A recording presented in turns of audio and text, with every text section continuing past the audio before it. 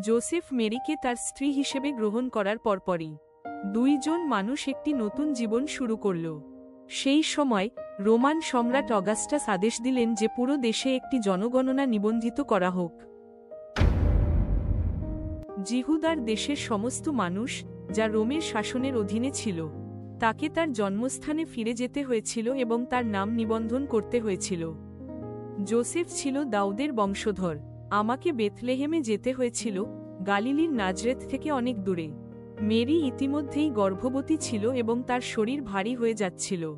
স্মরণ করে যে জন্মগ্রহণ করতে যাওয়া শিশু ঈশ্বরের পুত্র, তারা এগিয়ে গেল। জোসেফ তাকে ভালোবাসা দিয়ে যত্ন নিল এবং তার সাথে ছিল, এবং শেষ পর্যন্ত আমরা বেথলেহেমে পৌঁছেছি, ডেভিদের শহর, এবং যেখানে ঈশ্বরের প্রতিশ্রুতি পূর্ণ হবে।